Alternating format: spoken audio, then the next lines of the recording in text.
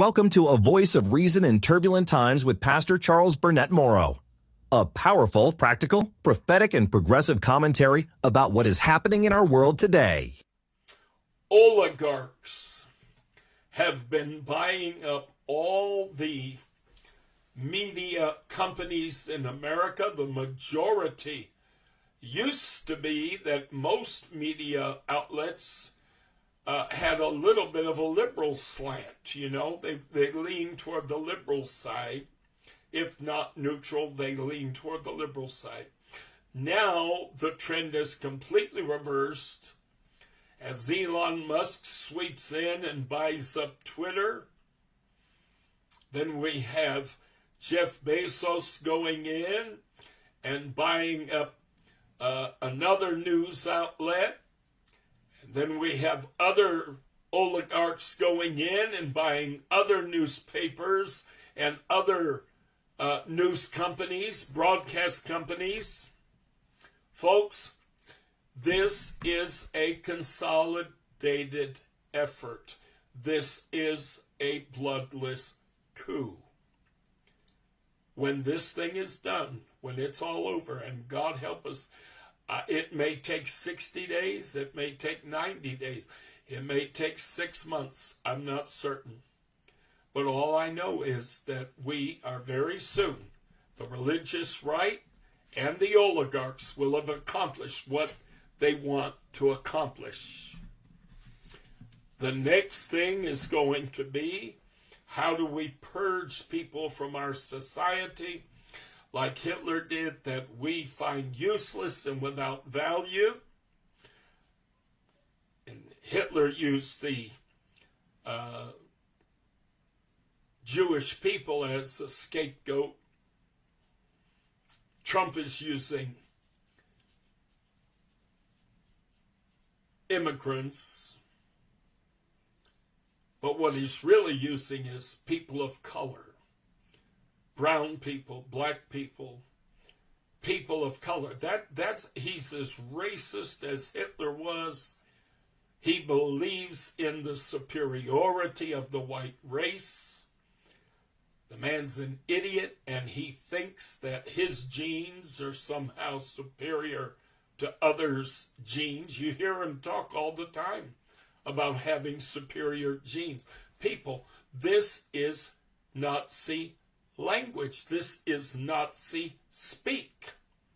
There is absolutely nothing. I warned when he was running for re-election the first time. I warned and I warned. I said, if this man is given a second term, our constitutional republic is ended, period. There's no way around it. It will be ended. How do I know? Because a second term would make him a lame duck president, meaning that he doesn't have to run again, okay? He doesn't have to win your vote. So even those who voted for him, he can screw them and do them dirty. He can mess them up bad. He can do everything he wants to do. And it doesn't matter who he hurts or how he hurts them, because he will never need your vote again. When he's done, he intends that we will never have an election again. So he is not even remotely worried about the next election. But we've got people in the media, we've got people doing podcasts, and they're talking like everything is business as usual. We've got a man who right now is stomping on the Constitution. They've been ordered to release the funds for all the loans and the grants and what have you that Trump froze, and they are refusing to do so. Now the courts are having to look at the possibility of contempt of court. My question is this: what can the court do? What can the court do? Nothing. And Trump, MAGA, the Republicans know it. And because their ultimate end is going to result in all these judges being, I don't know if they're going to be arrested. I don't know if they're going to be murdered. I don't know exactly what's going to happen to each of these federal judges who are making these decisions. But everyone who stood in opposition to Adolf Hitler wound up in prison or dead. The opposition party. I literally, the other day I was watching something and it showed a view of the House of Representatives, you know. And as I was watching this in my spirit, I literally saw people coming in and getting hold of Democrats and taking them and arresting them and removing them from the House of Representatives. It's going to happen, people. Watch. Just watch. Ultimately, he's going to be saying that these people are enemies from within. They're trying to prevent us from doing what we're trying to do.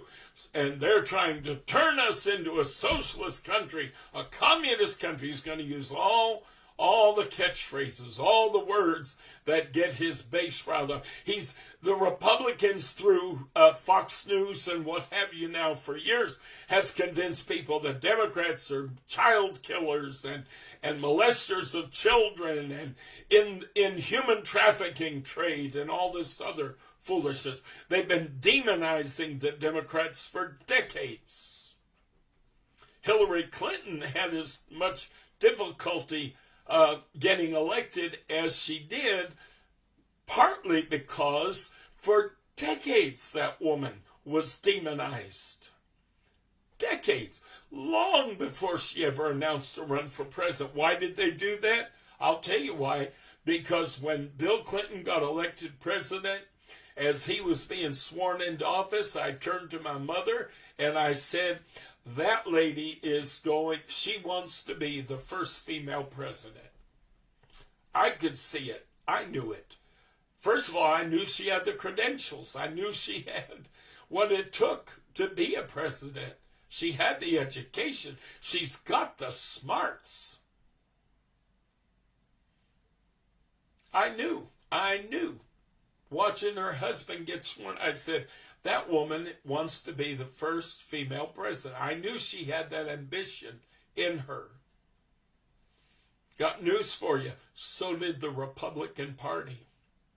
And for that reason, they began a campaign of absolute demonization from minute one. And they never relented. They never gave up. Why? Well, partly because she began to go into the system. She became a senator. She became Secretary of State. And they saw, she's climbing the ladder. She's getting into position to run for president.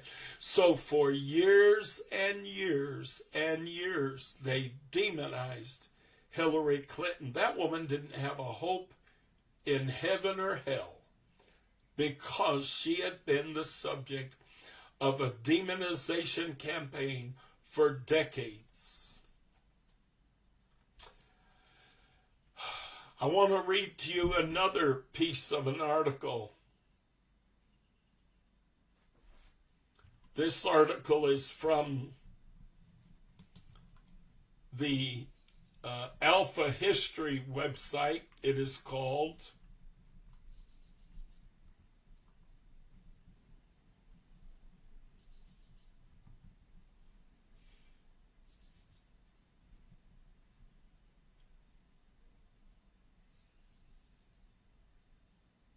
trying to see. I guess I may as well start here.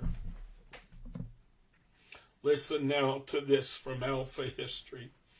By late 1932, many conservatives were openly lobbying Hindenburg for Hitler's appointment to the chancellorship.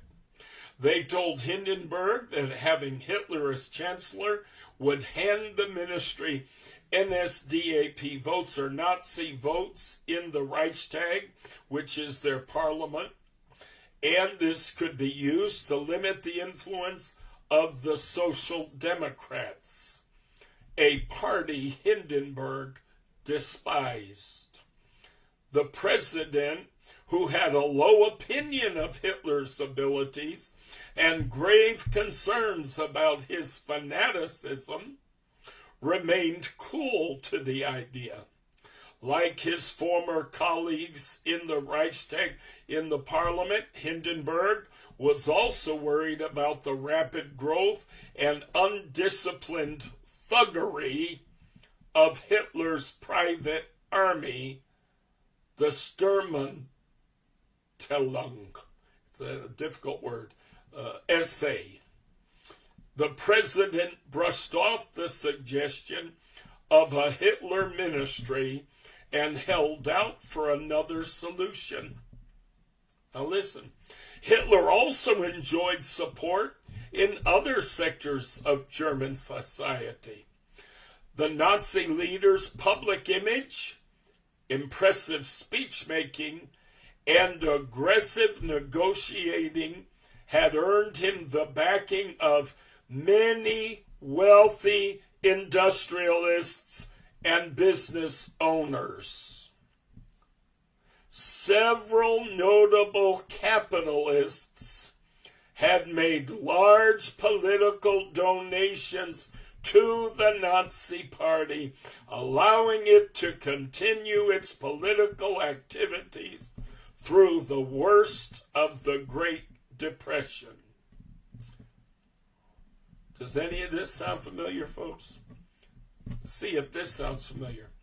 Newspaper mogul Alfred Hugenberg not only provided financial support to Hitler, he also urged his editors to provide the Nazi leader with sympathetic media coverage. Sound familiar, folks? Are any of you hearing anything familiar? Many of these powerful men wrote to Hindenburg, the president of Germany, urging him to consider Hitler's appointment as chancellor. Hindenburg held them off through 1932.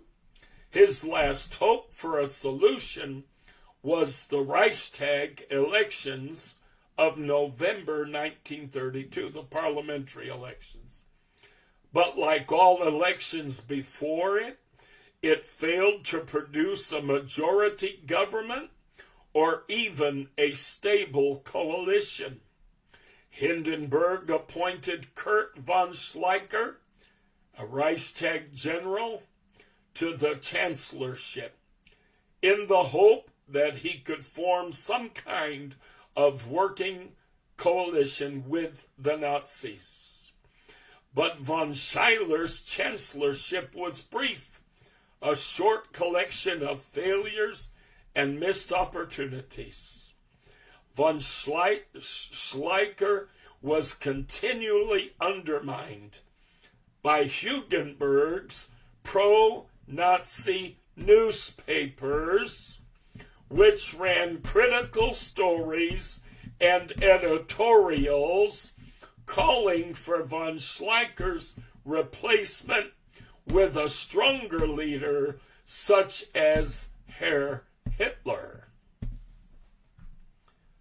You see the role that the media played in helping Hitler to get into the position of chancellor? Listen, also encouraging Hitler's appointment behind the scenes was Franz von Papen, a conservative who had himself been chancellor until November, when he was dumped in favor of von Schleicher.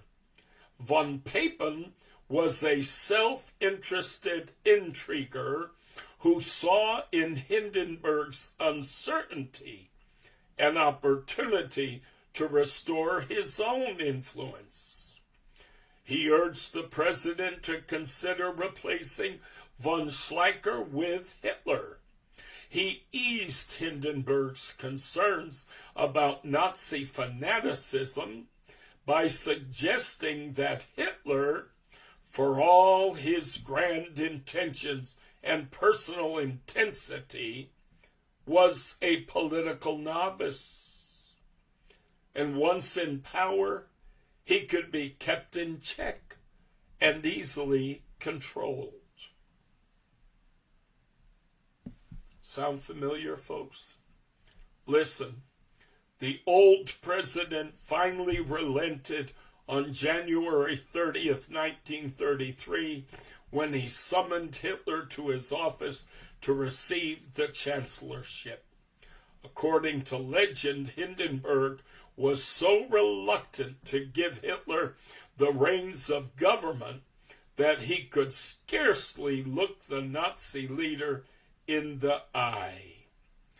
But the appointment was made nevertheless, Hitler swearing that he would, quote, employ my strength for the welfare of the German people, protect the Constitution and laws of the German people, and conscientiously discharge the duties imposed on me, and conduct my affairs of office impartially and with justice to everyone, end quote. That's what he swore into office, Hitler. You think Donald Trump didn't put his hand on a Bible this time around. I think his hand would have burned if he'd have put it on the Bible. But he didn't even put the pretense. He didn't even act. He this time around, folks, I'm telling you, from minute one, Donald Trump made it abundantly clear. He made it abundantly clear. He showed no loyalty to the religious right, because if he was gonna, pull off this, I'm so much, the guardian of religion, I'm so much the representative of God, he would have absolutely made certain there was the Bible there at his being sworn in. But no, he didn't even play the game. He doesn't owe anybody anything, folks. He has no intention of ever leaving that office, and he knows what their plan is. He knows they're going to dismantle our republic, and therefore he doesn't owe anybody anything. Those idiots who elected him from the religious right, just watch. Just watch. He owes them nothing. He may play the game for a little while with them, but just watch. When he gets tired, he'll just throw them away like tissue paper. So listen, the new chancellor was one of only 3 Nazis in the 11-man cabinet. A plan cooked up by von Papen to restrict Hitler's power. Hitler had thus risen to power on the shoulders of Hindenburg and von Papen, a fact recognized in a British cartoon. Now listen to this, and this will be my last paragraph I'm going to read for you today. News of Hitler's appointment was received contemptuously by the democratic press in Germany and elsewhere in Europe.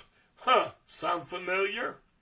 In Berlin, the International News Service reported that Adolf Hitler, Nazi chieftain who began life as a house painter and street sweeper, achieved his life's ambition today when he was appointed Chancellor of the Reich. One of the men who had supported Hitler's 1923 Munich push, which that was the coup attempt. Notice, the president appointed Hitler to Chancellor after he had served time in prison for a coup attempt. We've got a man who's been reelected to office after he attempted a coup. but not a bloodless coup, a coup d'etat. He thought they were going to be able to take it in a day, a one-day coup. So many similarities, folks. Now listen to this. One of the men who had supported Hitler's 1923 Munich push, or the attempted coup, was Hindenburg's former boss, General Paul von Ludendorff. On hearing news of Hitler's appointment, Ludendorff telegrammed Hindenburg telling the president, listen, quote, "You have handed over our fatherland to one of the greatest demagogues of all time. Future generations will curse you in your grave for this action." End quote. A voice of reason in turbulent times with Pastor Charles Burnett-Morrow, speaking truth at a time when truth is in short supply.